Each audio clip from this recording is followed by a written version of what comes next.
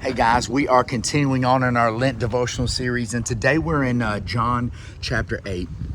And John chapter 8 starts out. It's a very famous passage. Okay, if you've been reading the Bible for some time, you know this passage. And in this chapter, there is the woman and man who are caught in adultery. But the Pharisees, being the jerks they are, I probably shouldn't say that. Anyways, we all feel that way.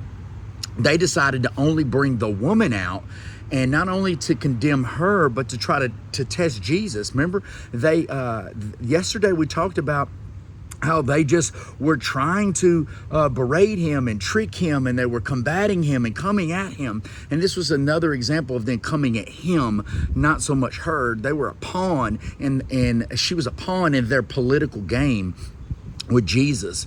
And Jesus is always one step ahead. And so they brought her out and they said, hey, the law of Moses says we should stone this woman. What say you? And Jesus stoops down and he takes his finger and he writes on the ground.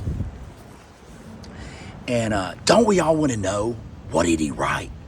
What did he write? Well, the scriptures doesn't tell us what he wrote. The people knew. The Pharisees knew what he wrote. She saw what he wrote.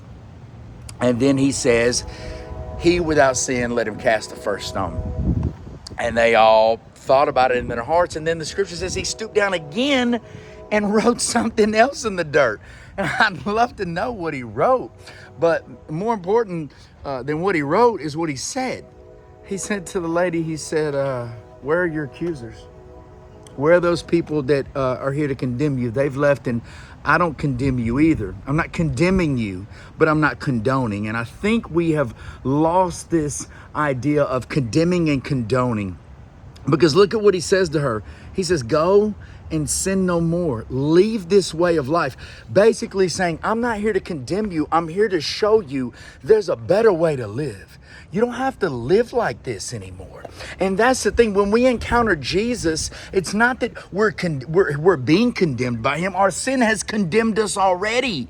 He's there to set us free and show us there's a different way to live. You don't have to live the same way that you were. Once you encounter Jesus, you're never the same. And she was never the same. She went off and lived a different life. And I guarantee some of those Pharisees were not the same too when they had encountered Jesus. Some of them, their hearts became even harder. But some, I guarantee there were some that really thought about what that moment meant. Here we are trying to trick him up and condemn this lady. We were ready to stone her.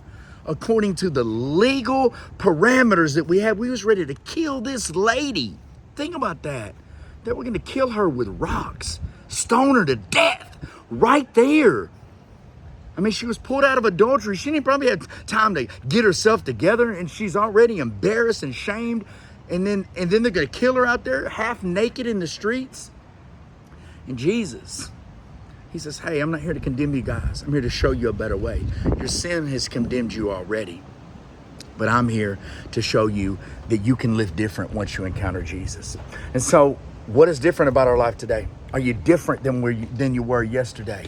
He's not here to condemn us, but he also says to us, hey, go and sin no more. Let's live a life that's sanctified, okay? Let's pursue holiness, okay? So today's devotional kind of hit home.